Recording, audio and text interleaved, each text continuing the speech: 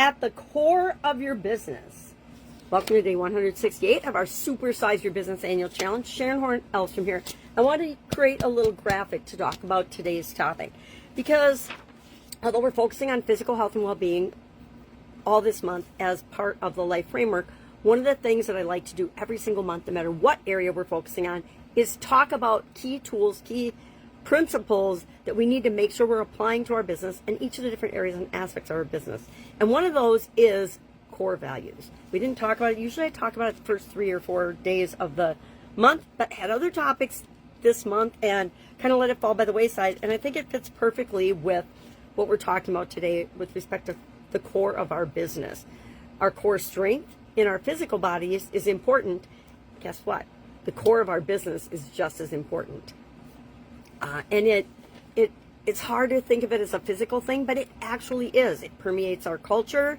And it's basically, what are our core values as an organization? Have you done that exercise for your business? If you're a small business and you've just built from the ground up, like I did many of my businesses, you may not have done that.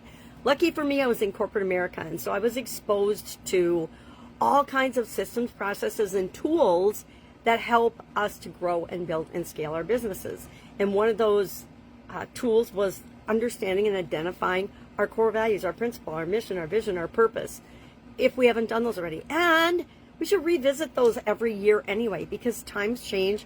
I mean, I didn't consider AI when I started any of my businesses in the past, but now you need to consider the impact of artificial intelligence on your business today, as well as what's going to happen in the future.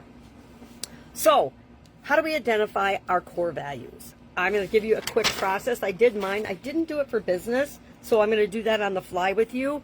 But what I like to do is think of it as kind of in layers, just like our beliefs, which is why I added it to this belief graphic, because at the center of everything is you. The center of your business is you. Whether you believe it or not, you are the core, and your core values tend to align with what shows up in your business. So you want to ask yourself, do I value anything that is or could be twisted to be negative in my business? And I'm going to give you some examples of what I had in the past.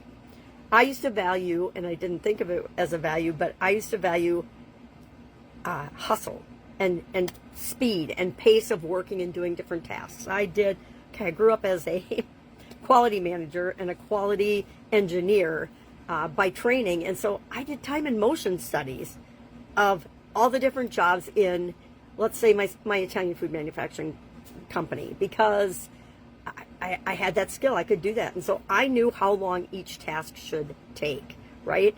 And it would frustrate me when a task that should take an hour and a half took 4. And I had to let go of that measurement being a core value of mine because it wasn't good for the culture. It wasn't good for me. It had me in this frustration and stressed out mode all the time, which was not positive for the business or the culture or my communication or my relationships. And so I stopped doing that. And we kind of outgrew it. Once you know your processes well enough and you train your people properly, the pace takes care of itself. Does it ebb and flow? Is it different every day? Yes. So why would we measure something? Why would I measure something that just frustrated me? It was ridiculous. It reminded me of one of my first jobs during college was we had to fill out worksheets of everything we did all day long at the shift. No one ever looked at them. No one ever did anything with the information, but we still had to do it. I don't like doing anything that isn't used. I love it if we're going to use it for something, for decision making or anything, but if we're not going to use it for anything, I don't like to just track numbers and look at numbers for numbers' sake. I think it's important, and we've talked about it in finances and things, and we'll talk about it again this year. We talk about it every month as part of the super framework too. How do we measure? How do we know? So, physical core values. We want to think about these today. What are the physical things that are important to our business? Maybe it's something about your actual physical facilities. Maybe you want to upgrade something. I like to give the example of we needed to restripe the parking lot in a giant organization that I worked for. And it was a company that traditionally valued relationships. So that meant the relatives of the family that owned the company got preferential treatment and they never bid out anything. And so they were paying, in some instances, 10 times more for things like striping the parking lot than if they would have gotten bids and hired another organization to do it. And I wasn't always very popular in that organization, but I made massive improvements in our processes and the things that we did, and literally saved that company hundreds of millions of dollars in different areas and aspects of their business. It's one thing I loved about being a quality vice president and things, is I defined quality as processes and the way everybody did everything in the organization and the way they interacted with one another, which meant I got to stick my nose in everything. And that's right up my alley. I loved it. So we know how to brainstorm. If you've been in business any amount of time, you know how to brainstorm. Sit down with a piece of paper like I did this morning and just start making a list of the things physically that are important to you. Now for me, physical health wise, I wrote some things that are kind of embarrassing and I wouldn't share, but I'm going to share it here for demonstration purposes. So for me physically, I put swimsuit body. What does that mean to me? It means I can put on one of my many swimsuits. I probably have at least 2 dozen, and I don't feel too embarrassed to sit on my front porch to get a little sun this summer. Healthy choices 90% of the time.